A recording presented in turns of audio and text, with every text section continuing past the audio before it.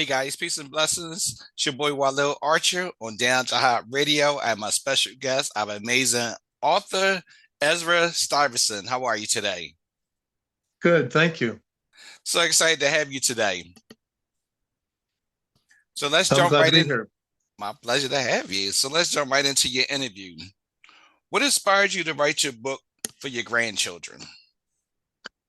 Well, it all came about from my wife's death on Christmas morning 2023. It was totally unexpected. She was the healthy one. I was the one supposed to go first because I had all the medical problems.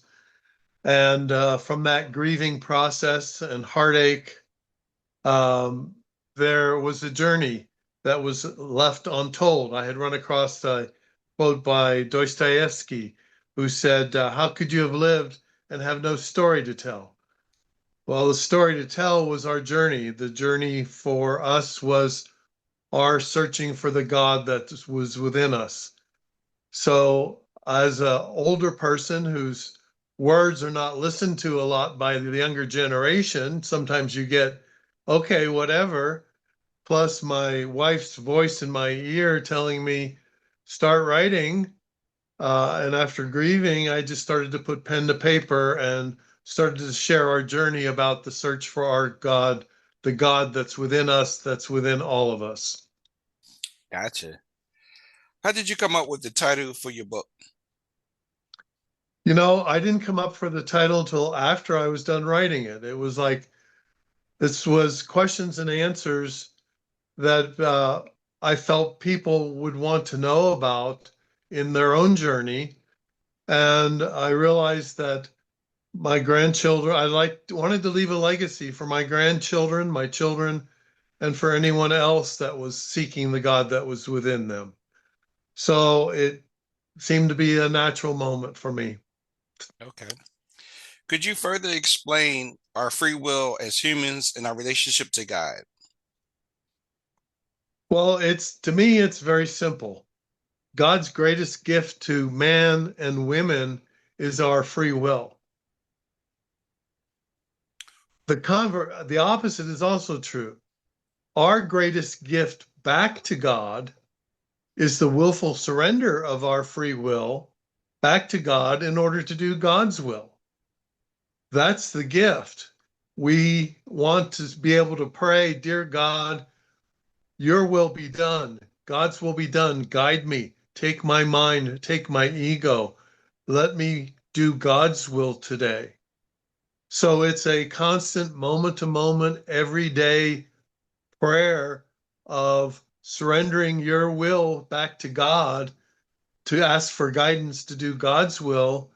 And that's the moment of beginning to realize that God that's within you.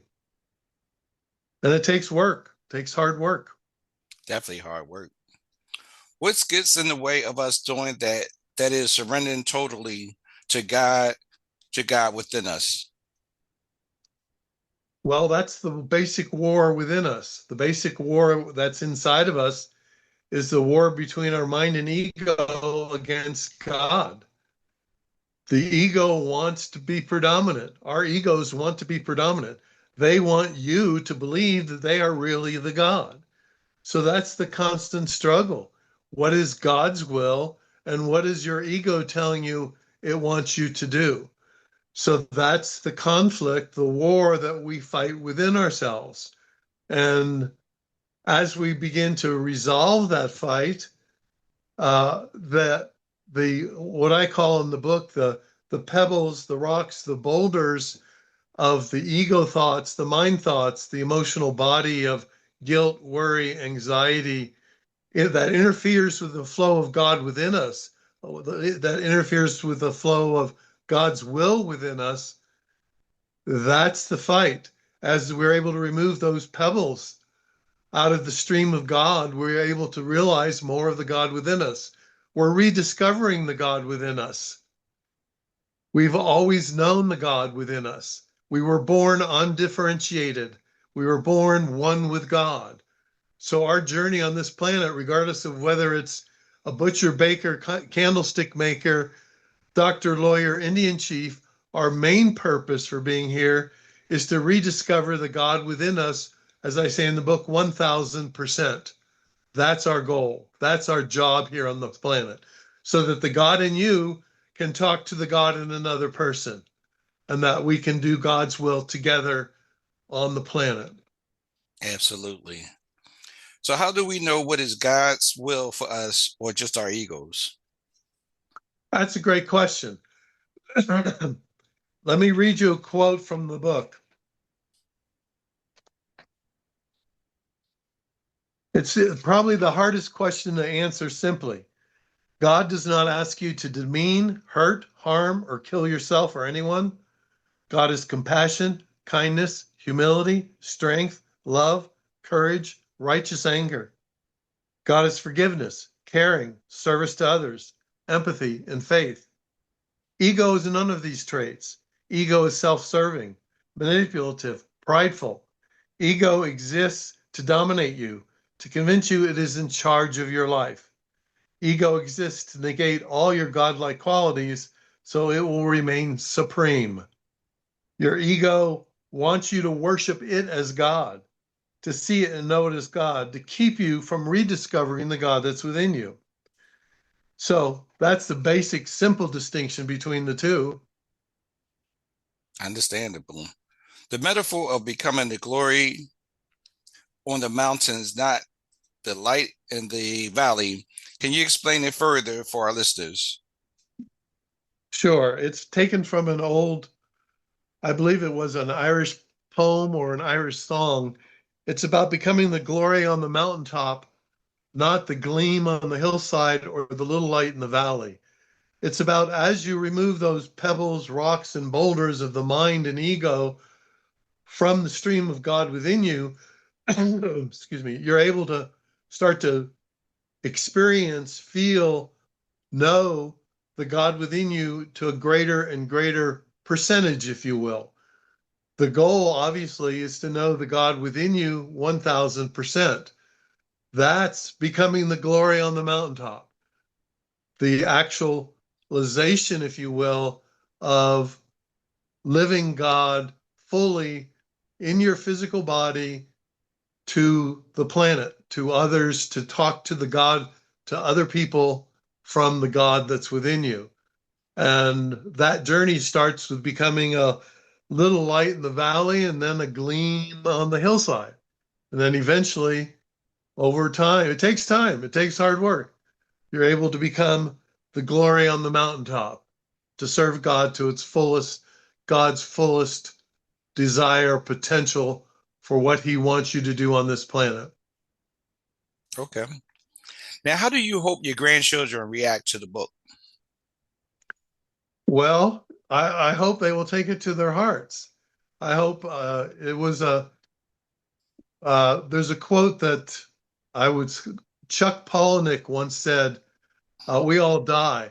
The goal isn't to live forever. The goal is to leave something that will. So I wanted to leave a legacy for my children, my grandchildren, and anyone else who is interested in seeking the God within them. So I hope that they'll hold it to their hearts and they'll read and reread it many times over the years and hold it to as one of the important books in their family's library, if you will, to constantly, continually learn from and to grow from. That would be my goal, if you will. Okay. Now, do you believe you have a unique connection to God? Not at all. God is universal.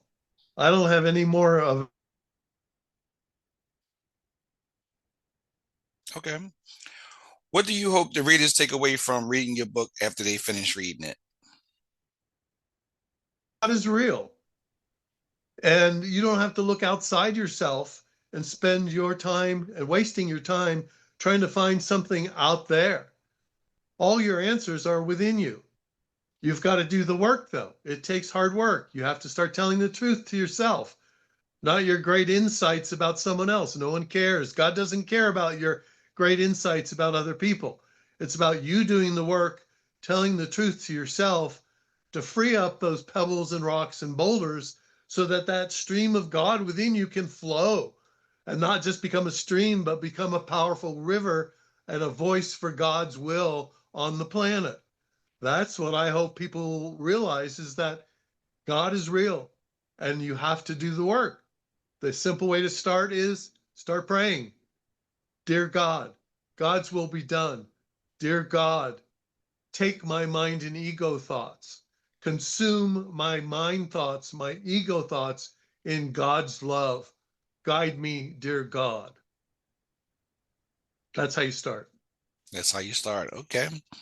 Now, what do you hope the readers to take away from the book after they read the book? Well, basically, as I've said, that God's real. There's no, it doesn't matter whether you're an atheist. It doesn't matter whether you're a member of this religion or that religion. God is universal again. God is universal. God is real. For someone to say, I don't believe in God, doesn't matter what you think about it. It's a question about what you know about it. It's like, who is Eric Jung once said to someone that was interviewing him, the interviewer asked him, do you believe in God? And Jung got this little smile on his face and looked at him. He says, I don't believe in God. I know that God exists. So that's our goal, if you will. Our goal is the realization that God is real, God exists. And if you can get your ego out of the way, your mind thoughts out of the way, and let God guide you, God will guide you. You just need to start answering the phone, if you will. God's there. He hasn't gone anywhere. Wherever you go, you can't get away from God. God's always there. Wherever you go, there he is. There you are. Got to answer the phone. I like that. Got to answer the phone. I like that. What kind of impact do you hope you to leave the world with your book?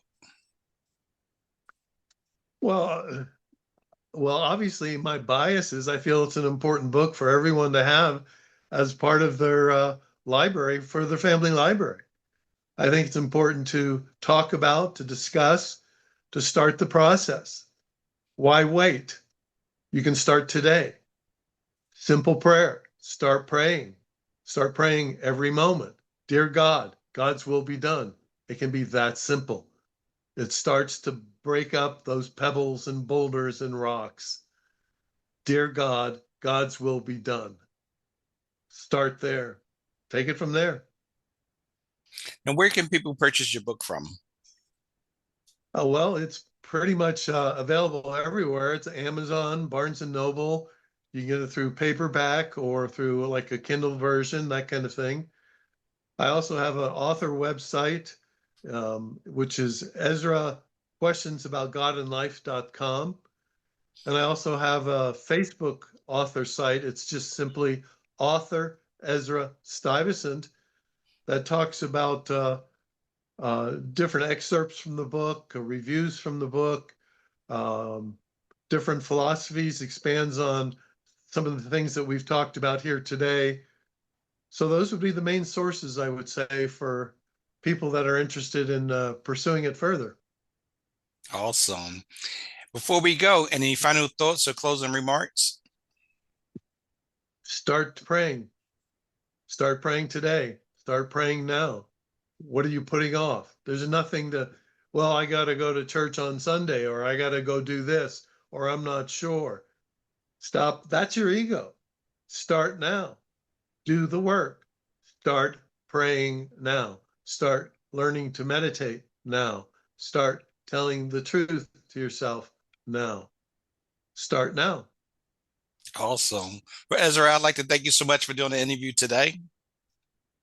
Thank you for having me. That's my pleasure. That's my pleasure. So that's my time today on Downtown Hott Radio, and I'll see you guys next time on Downtown Hott Radio. I'm Walil Archer. Peace and blessings, everyone.